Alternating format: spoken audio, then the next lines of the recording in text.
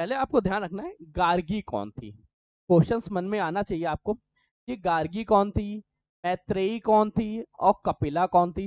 पहली बात तो ये तीनों विदुषी महिलाएं हैं, विद्वान महिलाएं हैं, और इन्होंने भारत के समाज को दिखाया कि प्राचीन काल में भी जब हम लोग वैदिक काल पढ़ते हैं उस कालखंड में महिलाओं की दशा कैसी थी। गार्गी क्या, गार्गी ऋषि, एक वैदिक काल की ऋषि थी। मैत्री क्या थी, मैत्री ऋषि याज्ञवल्क्य की पत्नी थी। कपिला के बारे में चर्चा ना करें तो कपिला कौन थी, जल्दी कमेंट करो तो बेटा, कुछ कंफर्मेशन है। गार्गी जो थी वो वाक्शन्यु की पुत्री थी। अब इसी के साथ इनका निवास स्थान कहाँ था, ये क्वेश्चन पूछ रहा है, तो ध्यान रखो इनका निवास स्थान जो था वो मिथिला के तिरहुती त्रिभुवन से जाना जाता है, अर्थात वर्तमान समय में बिहार राज्य क्षेत्र में ये था। इनका निवास स्थान कहाँ था, मिथिला के तिरहुत या तिरभुक्ति, ये जगह देखने को मिलती है। ये जगह वर्तमान समय में कहाँ है, बिहार में। बिहार यहाँ पे ऑप्शन एक दिख रहा है, पाटलिपुत्र में। ऑप्शन क्या रहा, ऑप्शन पहला सही हो गया, पहले का सी नंबर। नेक्स्ट क्वेश्चन अगला पूछ रहा है, निम्नलिखित में से किस वेद में प्राचीन वैदिक युग की सभ्यता के बारे में सूचना मिलती है। हमारे यहाँ पे वेदों की संख्या कितनी है, ऋग्वेद, सामवेद, यथर्वेद व अथर्वेद, यजुर्वेद, अथर्वेद। इन वेदों में से किस वेद में प्राचीन वैदिक युग की सभ्यता के बारे में चर्चा देखने को मिलती है, ये क्वेश्चन आपसे पूछ रहा है। तो जल्दी से बेटा कमेंट करके बताओ किस वेद में हमें इस चीज की संरचना देखने को मिलती है। ध्यान देते हैं, जो वैदिक युगीन सभ्यता के बारे में चर्चा करते हैं इसका वर्णन हमें ऋग्वेद में देखने को मिलता है। और ऋग्वेद के बारे में जब भी ऋग्वेद आपके मन में आ जाए, कहीं पूछा जाए, तो याद रखो ऋग्वेद में 10 मंडल थे, 10-28 सूक्त थे, 10 मंडल 10-28 सूक्त, 10-580 श्लोक थे। और साथ ही साथ इसका जो रचना खंड है, इसका रचना हुई वो हुई 1500 से लेके 1000 BC के मध्य इनकी रचनाएं हुई। ठीक, कंफर्म हो गया। ऋग्वेद में इसकी सूचना देखने को मिलती है, 10 मंडल, 110-28 सूक्त और 10-580 श्लोक देखने को मिलते हैं। रचना कालखंड कितने हैं, 1500 से लेके 1000 तक। इसको जो पठन पाठन करता है उसको हुएता या हुएत कहते हैं। पठन पाठन करने वाले को क्या कहते हैं, हुएता या हुएत कहते हैं। तो ये पॉइंट्स आपको कंफर्म हो गया। क्या कोई डाउट्स आ रहा है मन में, नहीं आ रहा तो ठीक है।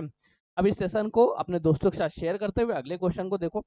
अगला क्वेश्चन आपसे क्या पूछ रहा है, नेक्स्ट क्वेश्चन आपसे पूछना चाहता है वैदिक गणित का सबसे महत्वपूर्ण पाठ कहाँ देखने को मिलता है।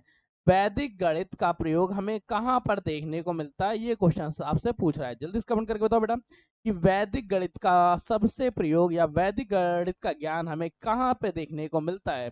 जल्दी से बेटा कमेंट करो, जल्दी से बताओ क्या है। तो बेटा जो वैदिक गणित के बारे में चर्चा करेंगे तो हम लोग ऋग्वेद के बारे में, तो ऋग्वेद में देखना था, सुलुक वेद में मिलता है, अथर्ववेद में, सतपथ में या क्षयोगत उपनिषद में देखने को मिलता है, ये क्वेश्चन जानना चाहता है।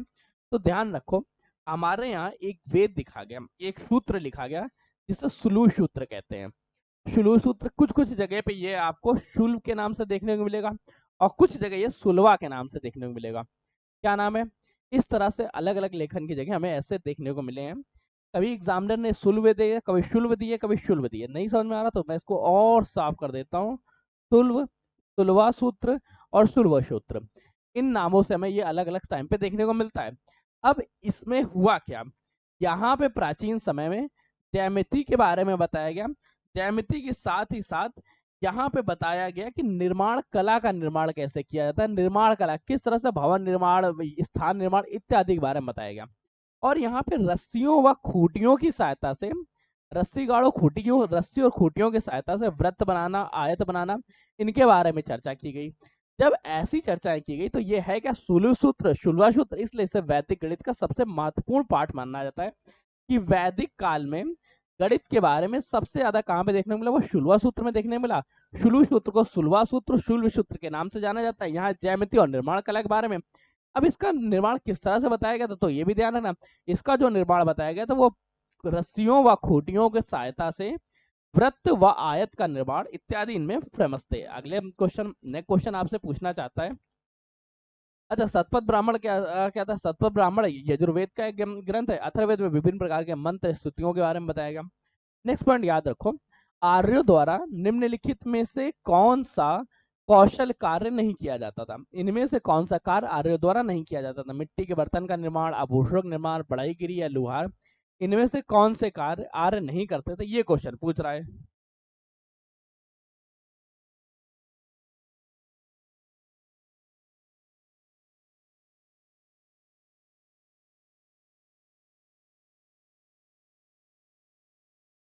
अब आर्यों द्वारा कौन सा कार्य नहीं किया जाता था, ये इस क्वेश्चन को आपको जब पूछा गया तो आपको पता होना चाहिए। ठीक है, एक पॉइंट्स यहाँ पे आप, अगर आप ये क्वेश्चन का जवाब ना हो तो आपको पता होना चाहिए कि आर्य किस धातु से अपरिचित थे, कौन सी धातु आर्यों के जीवन काल तक नहीं थी। ठीक है, दो क्वेश्चन यहाँ से और बनते हैं। सबसे पहले, आर्यों के लिए आर्य किस धातु से परिचित थे? अगर पूछ लिया जाए परिचित धातु कौन सी थी, तो आपको बताना है कि तांबा परिचित धातु थी, वहां ज्यादातर चीजें तांबे से बनी थी।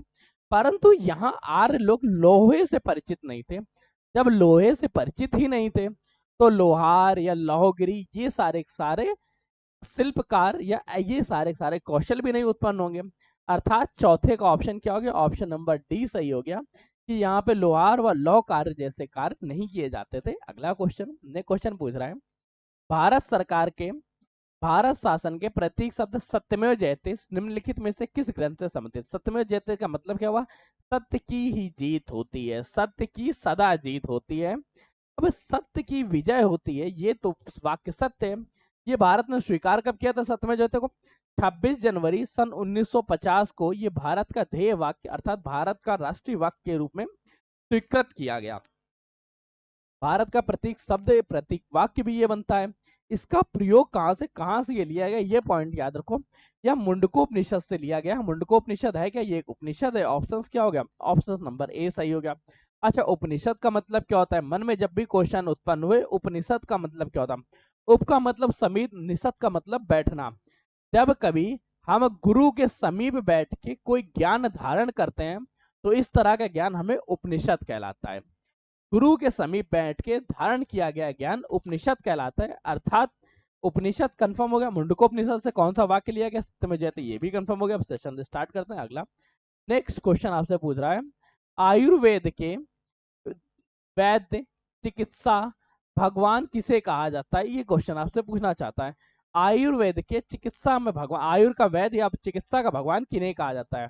सुश्रुत, च्यवन, धैवंतरी या चरक? च्यवन के नाम से आपसे याद होगा चैम्प्रास के बारे में। तो याद रखो, एक ऋषि थे जिन्होंने जड़ी बूटियों के माध्यम से चैम्प्रास बनाया और इस चैम्प्रास का प्रयोग ये लोगों को स्वस्थ रखने में करते थे।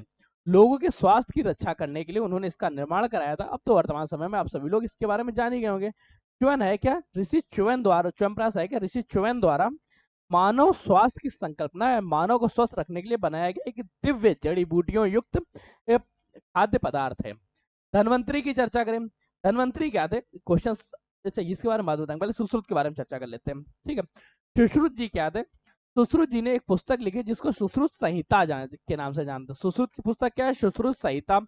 चरक की पुस्तक क्या है? चरक की पुस्तक का नाम है चरक संहिता। सुश्रुत की पुस्तिका में जो सुश्रुत संहिता है, इसमें आयु इसमें शल्य चिकित्सा के बारे में बताया गया है। शल्य मतलब ऑपरेट करने के बारे में या ऑपरेशन के बारे में। अगर शल्य चिकित्सक के जनक की चर्चा करें तो यह नाम याद रखो, सुश्रुत। सुश्रुत किसके जनक है? सुश्रुत जी शल्य चिकित्सक के जनक है। चैम्प्रास के जनक कौन है? चैम्प्रास के जनक ऋषि च्यवन जी हैं।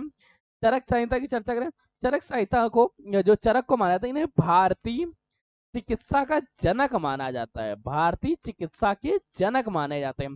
साथ ही साथ इन्होंने चिकित्सा व रोग निदान पे उपचार के कार्य किए।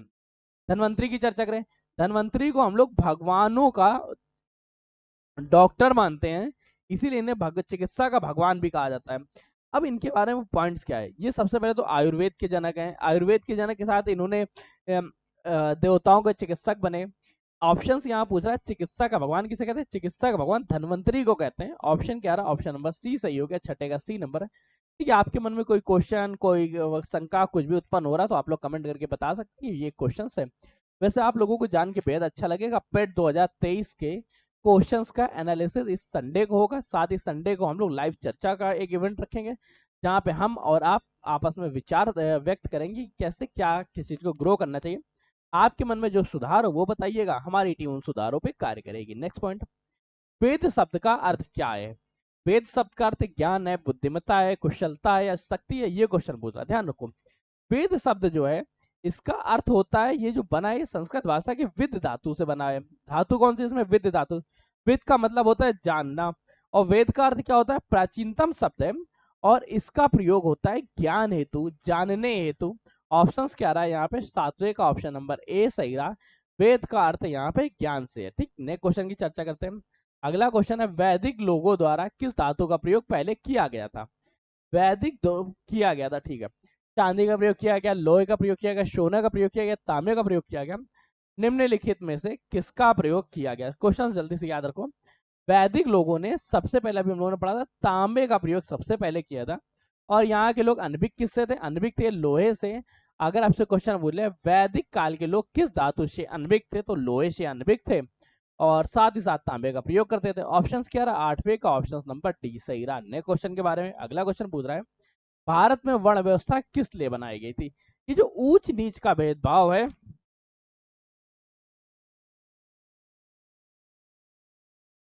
ये जो ऊंच नीच का भेदभाव है, वर्ण व्यवस्था है, जो समाज को विभक्तिकरण वर्तमान समय में देखने को मिलती है, वो किस लिए बनाया गया था? क्वेश्चन ये पूछा है। जल्दी से आप कमेंट पढ़िए, और कमेंट में पढ़ने के लिए मैं आता हूँ ना, जल्दी से आप लोग दोस्तों को शेयर भी कर दीजिए। ध्यान रखो, जो वर्ण व्यवस्था था, प्रारंभिक तौर पे वर्ण व्यवस्था का जो क्रियान्वयन था वो इसलिए नहीं होता था कि समाज को विभक्त किया जाए, बस कि इसलिए किया जाता था कि कार्यों को विभक्त किया जा सके, कि कौन व्यक्ति कौन से कार्य कर रहा है वो उस कार्य में निपुण हो सके। देखिए सीधी सी बात है, एक बात ध्यान रखना कि अगर कोई व्यक्ति लोहे से लोहे का कोई सामान बना रहा है, ये लगातार 10 साल 15 साल इसमें काम करेगा तो इसमें एक्सपर्ट हो जाएगा, और एक्सपर्ट होने के साथ ही साथ अगर ये अपनी पीढ़ी को, आने वाले किसी जनरेशन को सेम काम कराता है, तो जो गलतियां इसने अपने जीवन में की थी वो उससे नहीं करवाएगा, वो उससे अच्छी चीज बनाएगा। प्राचीन काल में कैसी दशा थी कि जैसे तलवार का निर्माण हो रहा, तो तलवार का निर्माण जो व्यक्ति करता था उसने थोड़ा इंप्रूव किया, फिर उसकी आगे आने वाली जनरेशन ने उस चीज पे नॉलेज ट्रांसफर किया और उसने उसको और इंप्रूव किया, धीरे धीरे उसमें बेस्ट तलवार बन जाती थी। तो कुछ लोग ऐसे निपुण हो जाते थे जो बेस्ट तलवार, बेस्ट चीजें, बेस्ट काम करने के लिए उपयुक्त थे, इसलिए वर्ण व्यवस्था का निर्माण हुआ। अब यहाँ पे क्या, श्रमिक गतिहीनता के लिए नहीं, गरीब श्रम की गरिमा को मानते हैं नहीं, आर्थिक उत्थान के लिए नहीं, बल्कि व्यवसायिक श्रम विभाजन के लिए किया गया था, अर्थात नवे का ऑप्शन नंबर डी रहा। वर्ण व्यवस्था क्या है? वर्ण व्यवस्था किसी भी व्यक्ति को किसी एक चीज में निपुण करना है। नेक्स्ट क्वेश्चन, अगला क्वेश्चन आपसे पूछ रहा है, भारतीय संगीत का उद्गम किसमें खोजा गया? ऋग्वेद में, यजुर्वेद में, सामवेद में या अथर्ववेद में? जल्दी से कमेंट करके बताओ, भारतीय संगीत का उद्गम किसमें खोजा गया था? मैं आपके कमेंट्स पढ़ रहा हूं, जल्दी से बेटा ध्यान दो।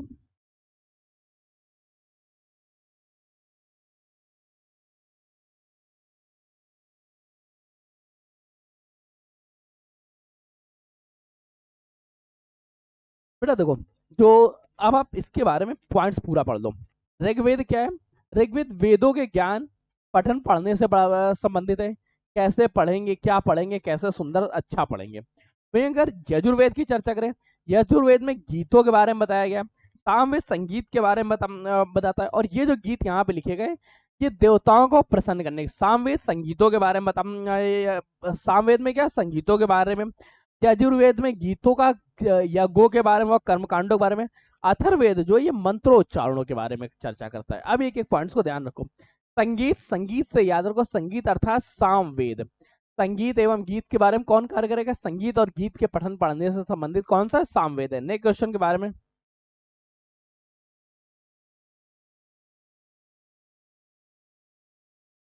नेक्स्ट क्वेश्चन पूछ रहा है, इनमें से किस फसल का ज्ञान वैदिक काल के लोगों को नहीं था? ध्यान रखो, वैदिक काल में गेहूं था, जौ था, चावल था, खाद्यान्न तो थे, परंतु तंबाकू नहीं था। तंबाकू एक पुर्तगाली फसल है, तो यहाँ पे किस फसल का ज्ञान नहीं था? तंबाकू का। ऑप्शन क्या रहा? ऑप्शन रहा 11 का option number D. Next question, अगला क्वेश्चन पूछ रहा है, वैदिक युग में राजा अपनी जनता से कर वसूलते थे, उसे क्या कहते थे? वित्त का मतलब क्या होता है? ज्ञान। वर्मन का वर्त मतलब क्या होता है? कवच के बारे में होता है। वित्त का मतलब वित्त चौड़ाई से होता है। कर का मतलब तो टैक्स होता है।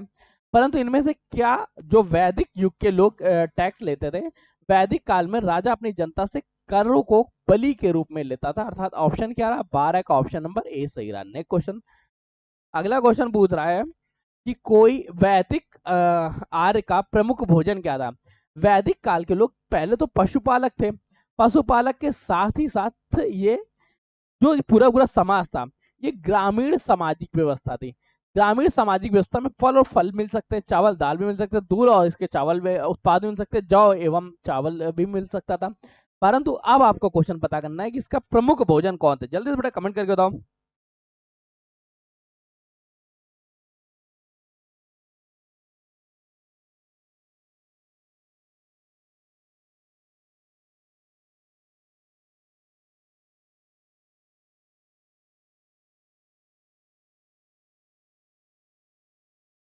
याद रखो, वैदिक काल में जो पशुपालक थे ज्यादातर लोग, इस वजह से यहाँ पे दूध और इसके उत्पाद जैसे दूध घी दही ये बहुत फेमस थे, और ये उनका प्रमुख उत्पाद बन गया, प्रमुख भोज्य पदार्थ बन गया। अर्थात ऑप्शन क्या रहा, ऑप्शन 13 का बी नंबर सही रहा। ने क्वेश्चन, अगला क्वेश्चन पूछ रहा है आपसे, क्रमानुसार निम्नलिखित चरणों में कौन सा विकल्प सही है, वो आपको कमेंट करना है कि इनमें से कौन सा विकल्प सही है, क्रम के अनुसार बताना है। याद रखो कौन सा विकल्प सही रहेगा। सबसे पहले ब्रह्मचर्य का ऑप्शन अपनाया, ब्रह्मचर्य के बाद वन गलत हो गया, ग्रस्त पहला होता नहीं, अब ब्रह्मचर्य, ब्रह्मचर्य हुए, ब्रह्मचर्य के बाद ग्रस्त हुए, ग्रस्त के बाद वनप्रस्थ गए, वन चले गए, वन के बाद संन्यास लिया। 25-25 साल के चाल क्रमों के बारे में, टोटल 100 साल का जीवन काल। अर्थात ऑप्शन क्या रहा, 14 का ऑप्शन नंबर ए सही रहा। मानव को पहले ब्रह्मचर्य अपनाना चाहिए, जहां पे वो पूरी तरह शिक्षा ग्रहण करेगा, अगले 25 साल ग्रस्त, फिर 25 साल वनप्रस्थ, और लास्ट के 25 साल संन्यास ले लेना चाहिए। ऑप्शन क्या रहा, 14 का ऑप्शन नंबर ए सही रहा। नेक्स्ट क्वेश्चन, ऋग्वैदिक आर्य एक ग्रामीण सभ्यता के निवासी थे क्योंकि। ऋग्वैदिक आर्य जो है वो ग्रामीण सभ्यता के निवासी थे, ऐसा क्यों माना जाता है। सबसे पहले वहां पे गायों का वर्णन मिलता है, बिल्कुल सही। बहुत सारे युद्ध गायों के लिए लड़े जाते थे, गायों का प्रयोग विनिमय के तौर पे भी किया जाता था। अगर आपके पास गाय ज्यादा है तो आप उस क्षेत्र के संपन्न लोगों में आते थे, गायों की संख्या कम हुई तो आपकी संपन्नता पे सवाल उठता था। पुरोहितों को उपहार के रूप में गाय दी जाती थी, लोग आदान प्रदान गाय के करते थे। तो ये सारे के सारे रीजन सही है। अर्थात ऑप्शन नंबर क्या रहा, 15 का ऑप्शन नंबर डी सही रहा। नेक्स्ट क्वेश्चन, अगला क्वेश्चन पढ़ते हैं। नेक्स्ट क्वेश्चन आपसे पूछ रहा है कि आर्य अनार्यों के साथ अपने संघर्षों में सफल रहे क्यों।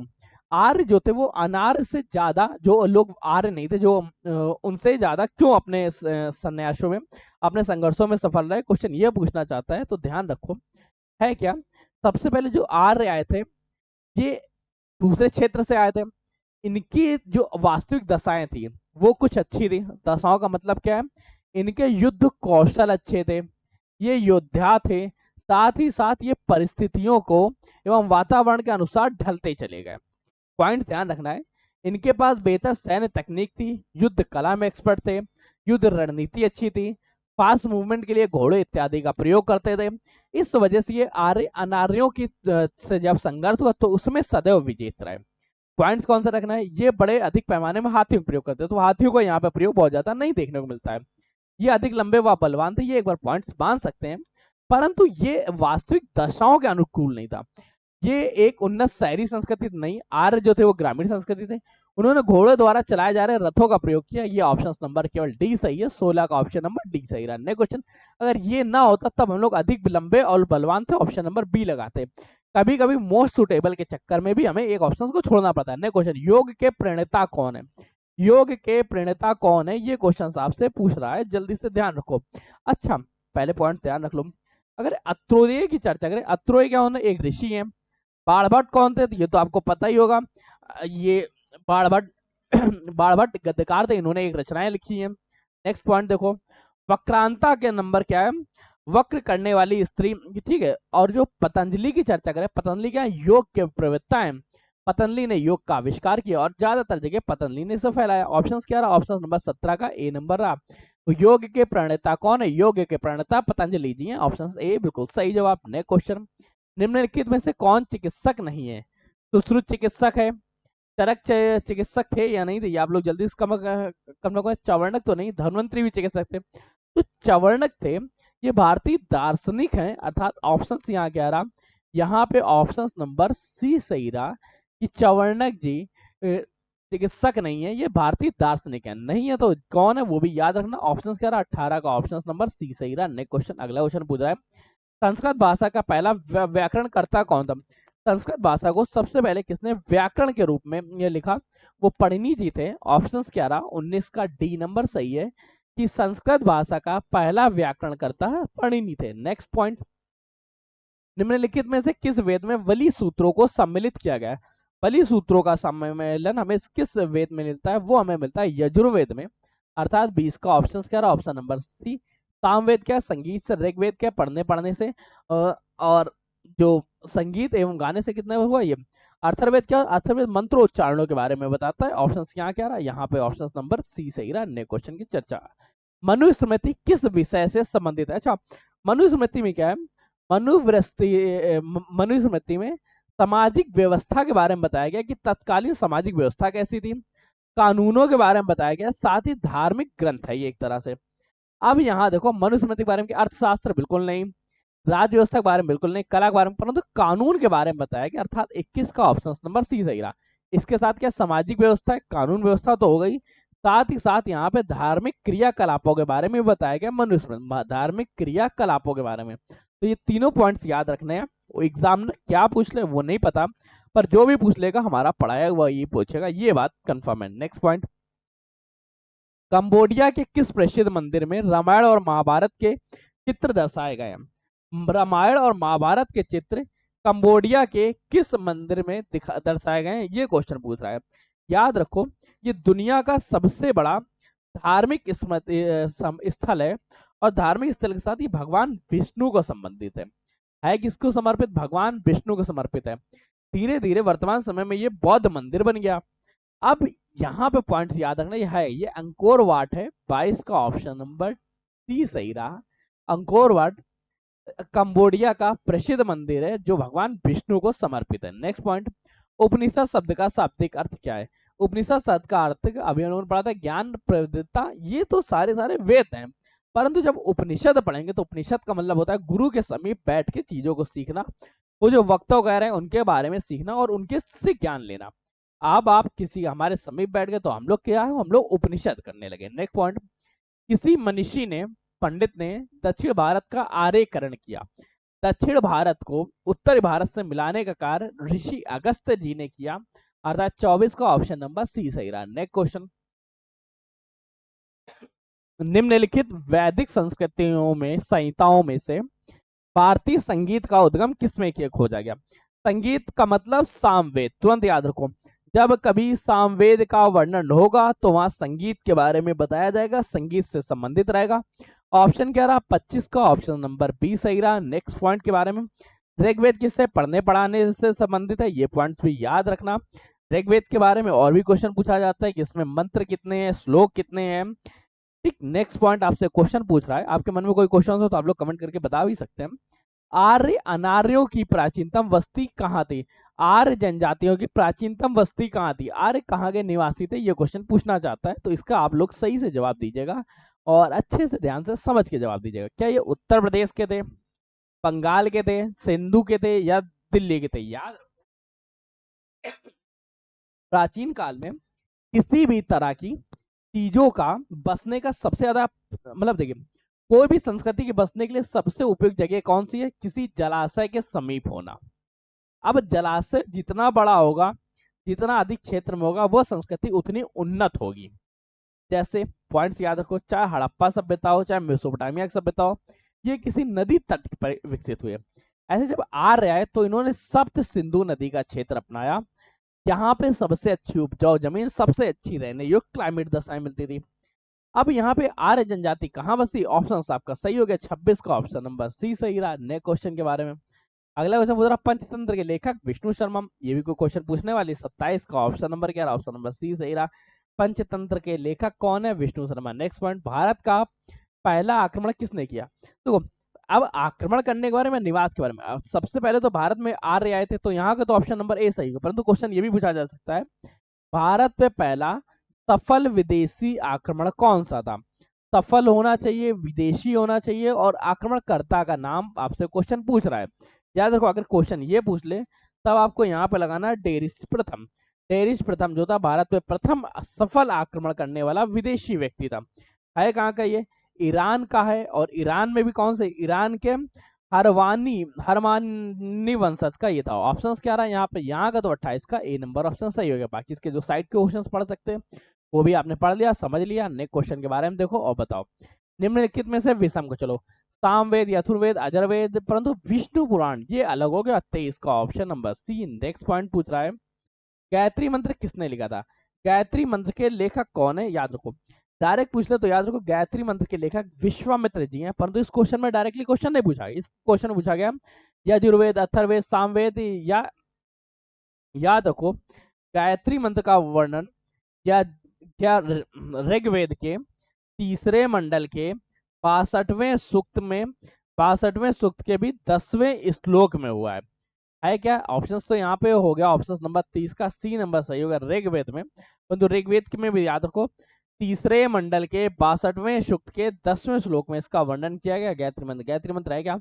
ओम भूर्भुवस्सुः। ठीक, कंफर्म हो गया। नेक्स्ट पॉइंट, निम्नलिखित नामों में से प्राचीन भारत के चिकित्सकों की पहचान करो। ये तो पहचान अभी हम लोग कुछ देर पहले ही कर चुके हैं, तो ये तो आपको कंफर्म ही हो चुका होगा कि प्राचीनतम चिकित्सकों के बारे में कौन सा ऑप्शन सही रहेगा?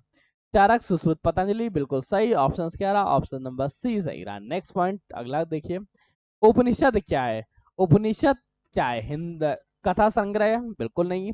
महाकाव्य तो है नहीं, कानून की किताब नहीं, हिंदू दर्शन का एक स्रोत बनता है, अर्थात 32 का ऑप्शन क्या? ऑप्शन नंबर सी सही रहा। नेक्स्ट पॉइंट, पांडवों में सबसे बड़ा भाई कौन था? पांडव थे कौन कौन? सबसे पहले युधिष्ठिर, युधिष्ठिर को के बाद कौन थे? भीम, भीम के बाद नकुल, अर्जुन, अर्जुन के बाद नकुल, सहदेव, फोर्थ नंबर कौन था? नकुल, नकुल के बाद कहा था फिफ्थ नंबर में? सहदेव, सहदेव, ठीक है, नकुल। तो अब ये पॉइंट अर्जुन, भीम, सबसे बड़ा कौन था? अर्जुन, सबसे छोटा सहदेव। ठीक, पॉइंट्स की तरह याद रखना, याद हो जाएगा, कोई दिक्कत नहीं आएगी। 33 का ऑप्शन क्या रहा? ऑप्शन नंबर ए सही रहा। नेक्स्ट क्वेश्चन, आजीवक का संप्रदाय क्या था? आजीवक किस समुदाय से संबंधित है? बुद्ध के समकालीन थे, बौद्धों की एक अलग शाखा थी, नहीं चाणक्य द्वारा स्थापित है, नहीं। याद रखो आजीवक एक संप्रदाय है और ये बुद्ध के समकालीन थे, अर्थात 34 का ऑप्शन क्या रहा? ऑप्शन नंबर ए सही रहा, ये बुद्ध के समकालीन थे। नेक्स्ट पॉइंट, ऋग्वेद, ऋग्वेदिक काल आर्यों और सिंधु घाटी के लोगों की संस्कृति के बीच अंतर के संबंध में निम्नलिखित में से कौन सा कथन सत्य है?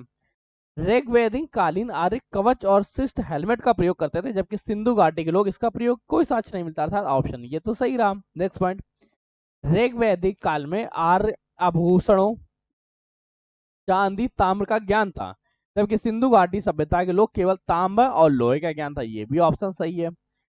नहीं, ये तो गलत हो गया ना, हाँ बिल्कुल गलत हो गया। ठीक है, नेक्स्ट पॉइंट, क्यों दोड़ा? यहाँ पे लिखा है कि सिंधु घाटी सभ्यता के लोगों को लोहे का ज्ञान था। नहीं, सिंधु घाटी सभ्यता में भी लोहे का ज्ञान नहीं था, बाकी धातुओं को था, परंतु लौह धातु से अभी ये लोग भी अनभिज्ञ थे। अर्थात यहाँ पे दूसरा ऑप्शन तो पूर्णतः गलत हो गया, इसके बारे में तो कोई क्वेश्चन ही नहीं पूछना है, आंख बंद करके हम लोग लगा सकते हैं कि दूसरा क्वेश्चन हमारा गलत हो गया। तीसरा क्या है? ऋग्वैदिक काल में घोड़े को पालतू बना लिया गया था, बिल्कुल सही। जबकि इस बात का कोई साक्ष्य नहीं है कि सिंधु घाटी सभ्यता, सिंधु घाटी सभ्यता लोग जानते भी थे, इस बारे में साक्ष्य नहीं मिलता है। अर्थात यहाँ केवल पहला और तीसरा ऑप्शन सही रहा, अर्थात ऑप्शन नंबर सी यहाँ पे सही है। 35 का option number C. Next question को स्विच करो, धर्म और तृत्व भारत की प्राचीन वैदिक संस्कृति के एक केंद्रीय चित्र को चित्रित करते हैं, इस संदर्भ में क्या है? क्या पॉइंट्स आपके मन में उत्पन्न हो रहा वो बताइए। कि धर्म व्यक्ति के दायित्व व स्वयं तथा दूसरे के प्रति व्यक्तिगत कर्तव्यों की संकल्पना है, बिल्कुल सही। धर्म क्या है? अपने प्रति व्यक्तिगत कर्तव्य, साथ ही साथ अपने साथ जो स्वयं मानव आ रहा है, कोई दूसरा आ रहा है, उसके साथ भी जो भी व्यक्तित्व कर्तव्य चल रहे हैं वो है। ऋच क्या है? मूलभूत नैतिक विधान है जो सृष्टि और उनके अंतर्गत सभी तत्वों के क्रियाकलापों को नियंत्रित करता है। दोनों ऑप्शन सही हैं, जहां पे पहला और दूसरा दोनों दिया गया उस पर टिक लगा दीजिए। ऑप्शन नंबर सी 36 का ऑप्शन सी सही रहा, बिल्कुल सही जवाब। नेक्स्ट क्वेश्चन पूछ रहा है आपसे, गायत्री मंत्र के नाम से प्रसिद्ध सर्वप्रथम किस ग्रंथ में मिलता है? अभी हम लोगों ने पढ़ा था गायत्री मंत्र का उल्लेख मुंडकोपनिषद से लिया गया है, और ये मुंडकोपनिषद कहाँ पे है? मुंडकोपनिषद तीसरे मंडल में है। तीसरा मंडल किसका? ऋग्वेद का तीसरे मंडल में। ऑप्शन सही रहा। ऑप्शन कौन सा रहा? 37 का ऑप्शन नंबर सी सही रहा। भगवत गीता में क्या हुआ? भगवत गीता में कृष्ण भगवान ने युद्ध के लिए अर्जुन को प्रेरित किया है, युद्ध के लिए प्रेरित किया है। मनुस्मृति क्या है? मनुस्मृति सामाजिक दशाओं के बारे में बताता है, तत्कालीन कानून व्यवस्था के बारे में बताता है, साथ ही साथ हमें ज्ञान देता है कि उस समय की स्थितियां कैसी थी। मनुस्मृति, यहाँ पे ऑप्शन क्या रहा? यहाँ का ऑप्शन हमें मिल गया 37 का ऑप्शन नंबर सी। सी पर टिक लगाया। अन्य क्वेश्चन को आगे बढ़े। ऋग्वैदिक में सबसे ज्यादा लोकप्रिय छंद कौन सा है? ऋग्वैदिक काल का सबसे ज्यादा लोकप्रिय छंद कौन सा है? क्वेश्चन इतना सा पूछना चाहता है, आप लोग जल्दी से कमेंट में जवाब दीजिए कि ऋग्वैदिक काल का सबसे ज्यादा पवित्र क्या है। ऋग्वैदिक काल में देखो जगती छंद, त्रिपुष्टक छंद, अनुपुष्टक छंद, परंतु गायत्री छंद सबसे ज्यादा फेमस हुआ है, लोकप्रिय सबसे ज्यादा गायत्री मंत्र को माना जाता है। 38 का ऑप्शन नंबर ए किस उपनिषद से लिया गया? ये तो अब आपको रट गया होगा। अब आपके मन में तो तुरंत आता है गायत्री मंत्र मुंडकोपनिषद से लिया गया है। ठीक, ऑप्शंस क्या रहा? ऑप्शन 38 का ऑप्शन नंबर ए सही रहा। गला थोड़ा सा खराब है, काम चला लेना। नेक्स्ट क्वेश्चन को स्विच करते हैं और देखते हैं अगला क्वेश्चन क्या है। अगला क्वेश्चन आपसे पूछना चाहता है ऋग्वेद की मूल लिपि क्या थी? तो ये ध्यान रखना, जब तक अपभ्रंश काल नहीं आता है संस्कृत भी ब्राह्मी लिपि में लिखी जाती, तब तक यहाँ पे हम लोग ब्राह्मी लिपि का मुख्य तौर पे प्रयोग मिलेगा। ऋग्वेद की जो मूल प्रति थी ये किस लैंग्वेज किस में लिखी गई? संस्कृति में लिखी गई। और इसमें लिपि कौन सी थी? ब्राह्मी लिपि का ऑप्शन था। मतलब 39 का ऑप्शन क्या रहा? ऑप्शन नंबर डी सही रहा, ब्राह्मी लिपि। नेक्स्ट क्वेश्चन के बारे में अगला क्वेश्चन आपसे पूछना चाहता है मिलान कराने। देखिए अभी हम लोगों ने पढ़ा था ऋग्वेद किससे है? ऋग्वेद पढ़ने पढ़ाने से संबंधित है। पढ़ना पढ़ाना किसी ऑप्शन में दिया गया? नहीं दिया गया। स्रोत व प्रार्थनाओं से, प्रार्थनाएं से दिया गया। उस समय हम लोग पढ़ते किसको थे? हम लोग स्रोतों को पढ़ते थे और प्रार्थनाएं पढ़ते थे। प्रार्थनाएं व स्रोत ऑप्शन नंबर क्या रहा? ए का फर्स्ट नंबर। दूसरा क्या? यजुर्वेद से। हम लोग पढ़ चुके हैं पहले ही कि यजुर्वेद का प्रयोग कर्मकांडों के लिए किया जाता था, स्रोत के बारे में किया जाता था, अर्थात सेकंड का ऑप्शन नंबर 2 होना चाहिए। सामवेद क्या था? साम जहां आ जाए वहां संगीत लिखते थे। हम लोगों ने एकदम कंफर्म कर लिया था ना कि साम का प्रयोग संगीत के लिए करेंगे, अर्थात सामवेद का प्रयोग ऑप्शन नंबर ए में किया गया संगीत की तरह। नेक्स्ट, अथर्ववेद का प्रयोग क्या के लिए किया जाएगा? अथर्ववेद का प्रयोग तंत्र मंत्र वशीकरण के लिए किया जाएगा, अर्थात ऑप्शन क्या रहा? ऑप्शन नंबर डी का रहा 3 नंबर। 4213 किसी ऑप्शन में दिया? ऑप्शन नंबर ए में दिया गया। ए पे टिक लगाइए। 40 का ऑप्शन नंबर ए पे टिक किया। नेक्स्ट क्वेश्चन को स्विच करते हैं। अगला क्वेश्चन आपसे पूछ रहा है निम्नलिखित में से किसका संकलन ऋग्वेद के आधार पर हुआ है? ऋग्वेद के आधार पे अथर्ववेद का संकलन हुआ है, सामवेद का संकलन हुआ है, यजुर्वेद का संकलन हुआ है? ये क्वेश्चन पूछ रहा है, याद रखो। ऋग्वेद के आधार पे सामवेद का संकलन हुआ है, अर्थात 41 का ऑप्शन नंबर बी सही रहा। नेक्स्ट क्वेश्चन, अगला क्वेश्चन पूछ रहा है आयुर्वेद अर्थात जीवन का विज्ञान का उल्लेख सर्वप्रथम कहाँ मिलता है? आयुर्वेद का उल्लेख सबसे पहले हम लोगों को अथर्ववेद में देखने को मिलता है, अर्थात 42 का ऑप्शन क्या रहा? ऑप्शन नंबर डी सही रहा। नेक्स्ट क्वेश्चन, पूर्व वैदिक काल आर्यों के धर्म मुख्यता थे। देखो जब हम लोग आर्यों के धर्म काल के बारे में पढ़ेंगे तब यहाँ पे हम लोगों को प्रकृति की पूजा और यज्ञ मुख्य तौर पे देखने को मिलता है। यज्ञ क्या था? यज्ञ देवताओं और मनुष्यों के बीच में कनेक्शन का कार्य करते थे। अपनी बात को देवताओं तक पहुंचाना व देवताओं की बात को हम तक पहुंचाने का कार्य यज्ञ के माध्यम से होता था, अर्थात यहाँ 43 का ऑप्शन क्या रहा? ऑप्शन नंबर सी सही रहा। नेक्स्ट क्वेश्चन, अगला क्वेश्चन आपसे पूछना चाहता है ऋग्वैदिक एक कैसा धर्म है? ऋग्वैदिक काल जो है वो कैसे धर्म को प्रोमोहित करता है? क्या ये बहुदेवावाद है, एकेश्वरवाद है, अद्वैतवाद है या निवृत्तवादी है? देखो ऋग्वेद में देवों की संख्या काफी है। ऐसा नहीं कहा गया कि आप केवल किसी एक देवता की पूजा करें, बल्कि यहाँ पे आपको इंद्र का जहाँ वर्णन मिलता है वहीं इंद्र के साथ ही साथ हमें अग्निदेव का भी वर्णन देखने को मिलता है। अग्निदेव के साथ ही साथ यहाँ पे हम लोगों को जल देव की भी समृद्धि देखने को मिलती है, अर्थात यहाँ पे अग्नि, सोम, वरुण, इंद्र इत्यादि देवताओं का प्रयोग किया जाता है। यहाँ पे बहुदेववाद की उपस्थिति हुई, अर्थात 44 का ऑप्शन नंबर ए सही रहा। नेक्स्ट क्वेश्चन, अगला क्वेश्चन पूछ रहा है ऋग्वेद काल में जनता निम्नलिखित में से मुख्यतः किसमें विश्वास करती थी? बलि व कर्मकांडों के बारे में, देवी पूजा, एकेश्वरवाद, मूर्ति पूजा। एक मूर्ति पूजा का उदाहरण नहीं देखने को मिलता है, बल्कि हम लोग अमूर्त देवता की अभी उपस्थिति कर रहे थे। साथ एकेश्वरवाद एक ये तो नहीं देखने मिलता, यहाँ बहुदेवतावाद था। देवी पूजा बहुत निम्नतम पद तक था। मुख्य तौर पे जितने भी हमें देवता मिले हैं वो मेल देवता मिले, जैसे इंद्र, अग्नि, वरुण, सोम। इंद्राणी नहीं देखी, अग्नियानी ये नहीं देखने को मिली। इसलिए ध्यान रखना यहाँ पर जो बलि और कर्मकांड पे ज्यादा विश्वास करते हैं, अर्थात 45 का ऑप्शन क्या रहा, ऑप्शन नंबर डी सही रहा। कभी कभी एलिमिनेशन मेथड में हम लोगों को लगाना पड़ सकता है। नेक्स्ट क्वेश्चन पूछ रहा है, गोत्र शब्द का सबसे पहले प्रयोग कहाँ पर मिला। गोत्र शब्द का सबसे पहला प्रयोग हम लोगों को ऋग्वेद काल में देखने को मिलता है। 46 का ऑप्शन नंबर बी सही रहा, ऋग्वेद। नेक्स्ट क्वेश्चन के बारे में अगला क्वेश्चन पूछ रहा है, मैत्री संहिता का संबंध क्या है। संहिताओं की चर्चा करेंगे तो हमारे यहाँ जब हम लोग पढ़ते हैं यजुर्वेद तो वहाँ 4 संहिता देखने को मिलती है। उसमें से जो मैत्री संहिता है, मैत्री संहिता यजुर्वेद से संबंधित, अर्थात ऑप्शन नंबर क्या रहा, ऑप्शन नंबर सी सही रहा। नेक्स्ट क्वेश्चन, अगला क्वेश्चन आपसे पूछ रहा है, ऋग्वेद के किन मंडलों को वंश मंडल के नाम से जाना जाता है।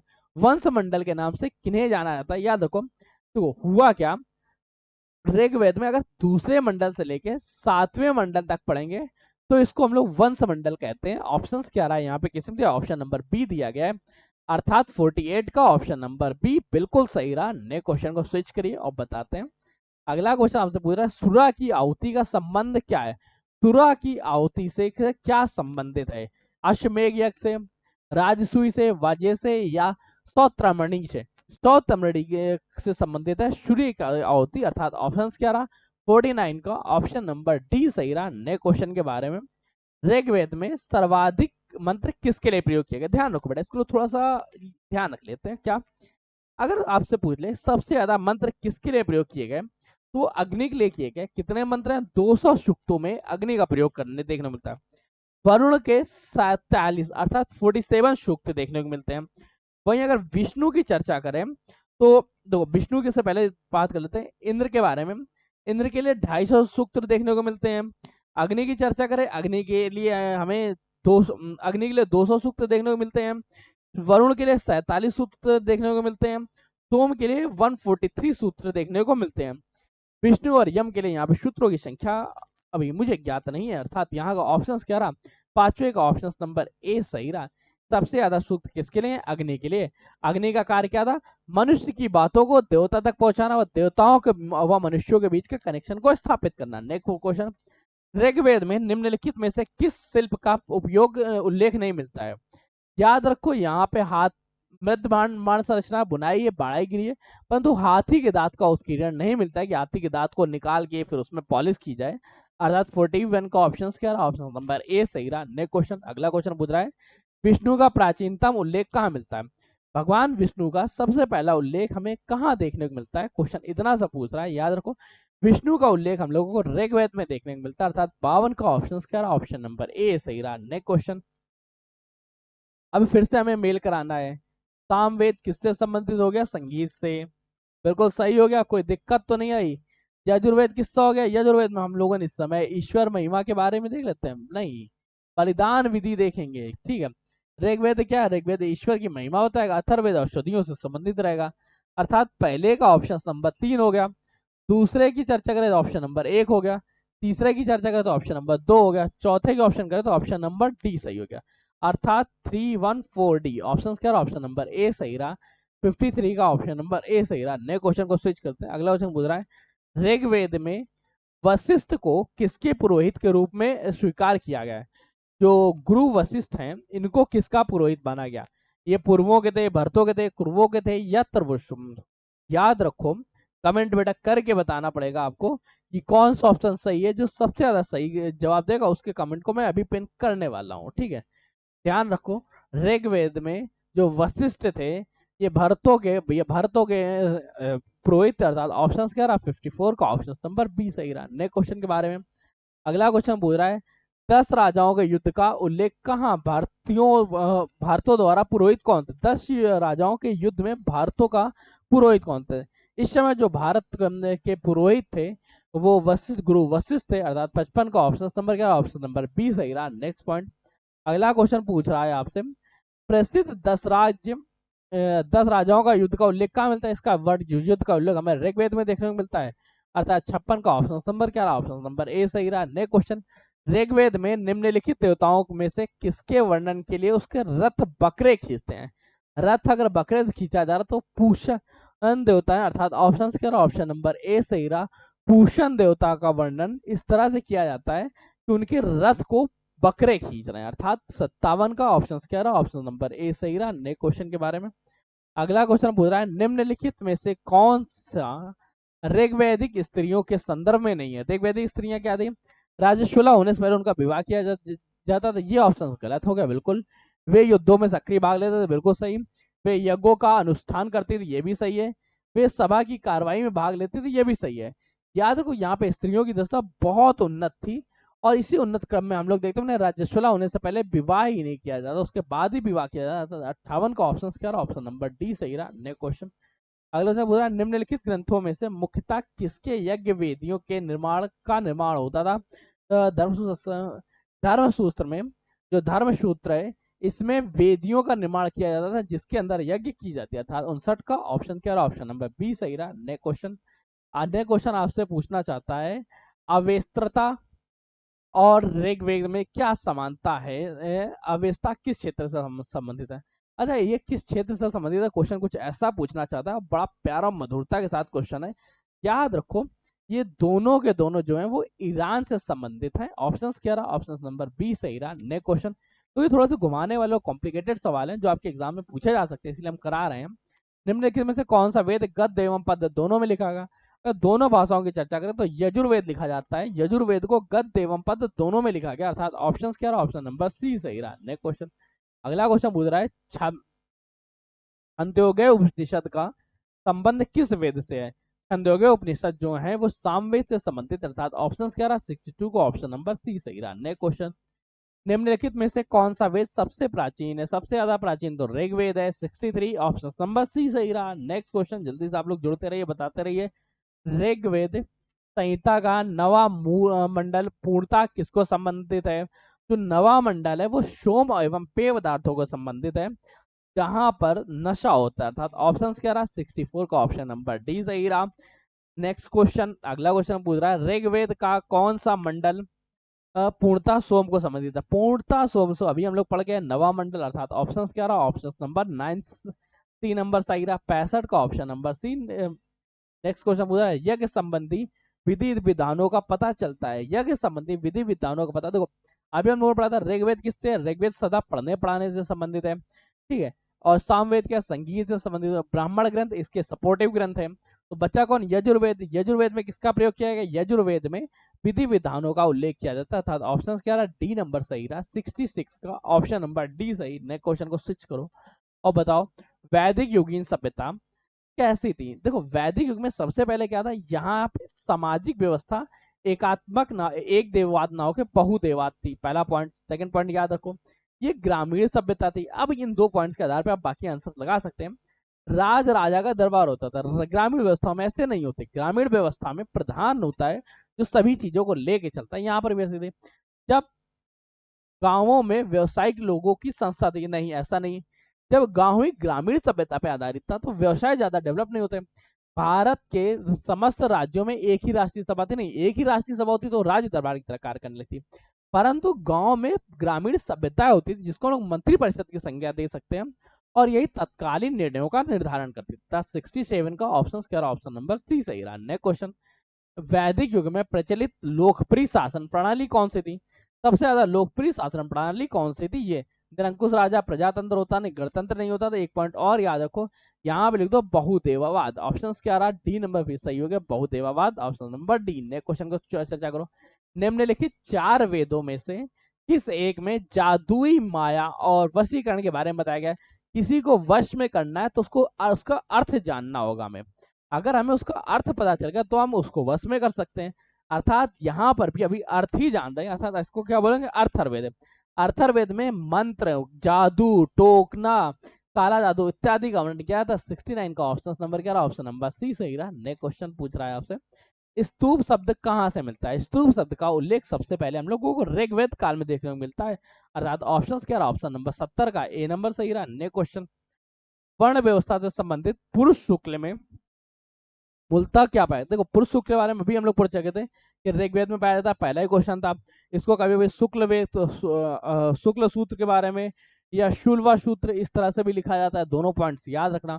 ऑप्शन क्या रहा है, 71 का ऑप्शन नंबर सी सही रहा। नेक्स्ट क्वेश्चन, किस वैदिक ग्रंथ में वर्ण शब्द का सर्वप्रथम नामोल्लेख मिलता है? वर्ण एवं पढ़ने पढ़ाने से संबंधित अर्थात ऋग्वेद में 72 का ऑप्शन नंबर ए नंबर सही रहा।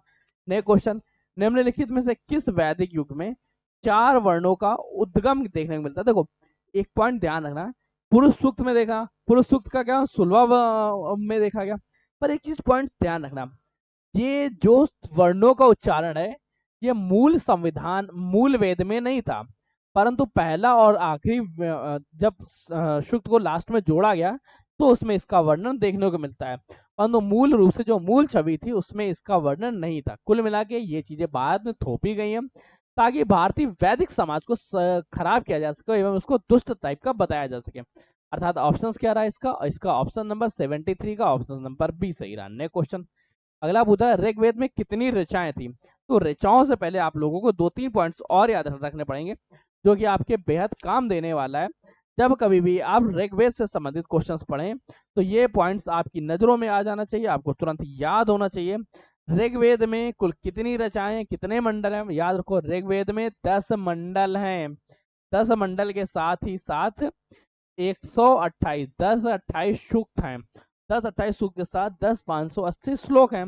इन्हीं सूक्त को हम लोग ऋचाएं भी कहते हैं। ऑप्शन क्या? 10-28 ऑप्शन नंबर रहा 74 का ऑप्शन नंबर ए सही रहा। नेक्स्ट क्वेश्चन, बेटा आप लोग कमेंट करते जाइएगा। नेक्स्ट क्वेश्चन पूछ रहा है ऋग्वेद के कितने मंडल हैं? अभी हम लोगों ने पढ़ लिया ऋग्वेद में 10 मंडल है। ऑप्शन नंबर क्या? डी सही रहा। नेक्स्ट क्वेश्चन, ऋग्वेद में किन स्तूपों में भारतीय नाटक की अंकुर अवस्था का होना माना जाता है? याद रखो संवाद स्तूप जो है वहां पे अंकुर अवस्था का होना बहुत ऑप्शन जरूरी है, अर्थात 76 का ऑप्शन नंबर सी सही रहा। नेक्स्ट क्वेश्चन पूछ रहा है आपसे, सुमेलित करो। आप कोई तो आप इसमें तो आपको कोई ज्ञान भी नहीं होना चाहिए, कोई एरर भी नहीं आनी चाहिए, ये तो आपको पता ही होगा कि कैसे सुमेलित करना है। अगर ऋग्वेद की चर्चा करेंगे तो ऋग्वेद सांख्यन ब्राह्मण, यहाँ पे ऑप्शन नंबर ए हो गया, मतलब ए का 4 हो गया, ठीक। नेक्स्ट, सामवेद की चर्चा करें तो सामवेद के अंतर्गत कौन सा आता है? तो ये तो आपको पता ही होगा, सांडेय ब्राह्मण, अर्थात दूसरे का बी का सेकंड हो गया, बी का फर्स्ट हो गया, सॉरी बी का फर्स्ट नंबर हो गया, थर्ड नंबर है। यजुर्वेद के अंतर्गत क्या आता है? यजुर्वेद के अंदर गोपद ब्राह्मण या सतपथ ब्राह्मण है? जल्दी से कमेंट करो। याद रखो यजुर्वेद के अंदर सतपथ ब्राह्मण अर्थात सी का ऑप्शन नंबर थर्ड हो गया। और इसके बाद सामवेद क्या? गोपद ब्राह्मण के बारे में, अर्थात बी, बी का ऑप्शन नंबर क्या? दो 4132 एक जगह मिल गया, अर्थात ऑप्शन नंबर ए इसका बिल्कुल सही हो गया। नए क्वेश्चन को स्विच करो। अगला क्वेश्चन पूछ रहा है ऋग्वेद के सूक्तों के विषय में कौन सा कथन सत्य है? उसमें हिमवंत और मुजवंत का उल्लेख है। हिमवंत व मुजवंत का तो उल्लेख देखने को मिलता है। उनमें भौगोलिक शब्दों जैसे आर्यवर्त व दक्षिणांतर का उल्लेख किया गया? बिल्कुल नहीं। उनमें निम्नलिखित अधिकांश नदियां गंगा यमुना के पश्चिमी क्षेत्रों में बहती थी? ये भी बात सही है। उनमें क्रूर पांचाल और इच्छाकू वंश का उल्लेख था? उल्लेख नहीं देखने को मिलता, अर्थात ऑप्शन क्या रहा? पहला और तीसरा, पहला तीसरा देगा ऑप्शन नंबर बी में, अर्थात 78 का ऑप्शन नंबर बी बिल्कुल सही रहा। नेक्स्ट क्वेश्चन के बारे में पढ़ो और अगला क्वेश्चन का जवाब दो। नेक्स्ट क्वेश्चन पूछ रहा है गौ अपहरण से संबंधित है। गौ अपहरण, गौ अपहरण में ऋग्वेद के प्रमुख देवता रूप से किसे माना गया? ठीक है चलो, ऋग्वेद में, ठीक है, गौ अपहरण का प्रसंग जो है वो पणियों के लिए माना गया जो शूद्र थे जिनका समाज से बहिष्कार कर दिया जाता। और 79 का ऑप्शन नंबर सी सही रहा। नेक्स्ट क्वेश्चन पढ़ते हैं, वैदिक ग्रंथों में प्रयुक्त ऋतु शब्द किससे संबंधित है? जो ऋतु शब्द है वो नैतिक व्यवस्था से संबंधित, अर्थात 80 का ऑप्शन नंबर क्या? ऑप्शन नंबर बी सही रहा। नेक्स्ट क्वेश्चन, अगला क्वेश्चन पूछ रहा है ऋग्वेद के किस मंडल में का प्रथम सूक्त प्राय किस ऋग्वेद में किस मंडल का प्रथम सूक्त प्राय किस देवता को है? जो पहला सूक्त था वो अग्नि को, अभी हम लोगों ने पढ़ा था।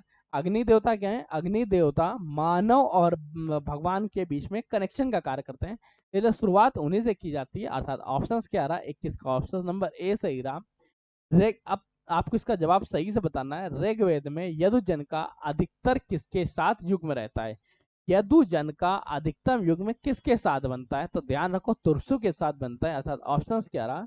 82 का ऑप्शन नंबर सी सही रहा। ऋग्वेद में यदुजन का अधिकतर युग जो है वो तुरसु द्वारा होता है। नेक्स्ट पॉइंट पूछ रहा है इंद्र महाभिषेक का विवरण दीजिए। इंद्र महाभिषेक क्या है? इंद्र महाभिषेक का वर्णन हमें ऋग्वेद में देखने को मिलता है, अर्थात option number 11 option number D सही रहा। नेक्स्ट क्वेश्चन, राजसूय से संबंधित अनुष्ठानों का वर्णन दीजिए। राजसूय से संबंधित अनुष्ठानों में यजुर्वेद इंपॉर्टेंट, अर्थात option number 11 B. Next question देख लीजिए, वैदिक काल में ग्राम का मुखिया कौन होता था? जो ग्रामर का मुखिया होता था, गांव का मुखिया अर्थात ग्रामीणी हो गया, अर्थात ऑप्शन क्या रहा? 85 का ऑप्शन नंबर डी सही रहा। वैदिक राजाओं और राज्यों के निम्नलिखित युग्मों में से कौन सा सही सुमेलित नहीं है? जनक ने विदेह बिल्कुल सही, अश्वपति कैकल्य अजातशत्रु काशी में बनाया, परंतु जनमे ने मद्र नहीं बनाया, अर्थात ऑप्शन नंबर गलत क्या हो गया? गलत डी हो गया, 86 का डी नंबर। नेक्स्ट क्वेश्चन को स्विच करो। अगला क्वेश्चन पूछना चाहता है कि यज्ञी कर्म कांडों के बारे में पूछ रहा है कि यज्ञी कर्मकांडों का निरीक्षण निम्नलिखित में से किस पुरोहित द्वारा किया जाता है? जो यज्ञी कर्मकांड होते थे इसका निरीक्षण ब्रह्मा जी तो करते थे, अर्थात 87 का ऑप्शन नंबर बी सही रहा। नेक्स्ट क्वेश्चन, अयोध्या का उल्लेख कहाँ मिलता है? अयोध्या का उल्लेख हम लोग को ऋग्वेद में देखने को मिलता है, अर्थात 88 का ऑप्शन नंबर ए सही रहा। नेक्स्ट क्वेश्चन, ऋग्वेद के अनुवाद में कौन टीकाकार सहायक है? ऋग्वेद का जब अनुवाद किया गया तो उसमें इसकी सहायता सायन जी ने की थी, अर्थात ऑप्शन क्या रहा? ऑप्शन नंबर 89 का बी सही होगा। ऋग्वेद के अनुवाद का जो है मदद थी या सायन जी ने की। ने क्वेश्चन आपसे मिलाना है, मैच द फॉलोइंग्स के बारे में पूछ रहा है, जल्दी से कमेंट करो। अच्छा, अभी हम लोगों ने जो जो पढ़ा था उसको देखते हैं। गोपद क्या है? ऑप्शन जल्दी से बताओ क्या होना चाहिए कि गोपद का ऑप्शन कौन सा है? हाँ, ठीक है, यस्क का निरूपण हो गया गोपद का, ठीक है। ऑप्शन क्या रहा? डी, डी का ऑप्शन नंबर ए। अब देखो एक कहाँ का? एक यहाँ है, यहाँ केवल अब इन्हीं दोनों को मैच करते हैं। सेकंड तो मैच हो गया, परंतु सेकंड पॉइंट देखते हैं। सेकंड पॉइंट कौन सा? ईशोपनिषद।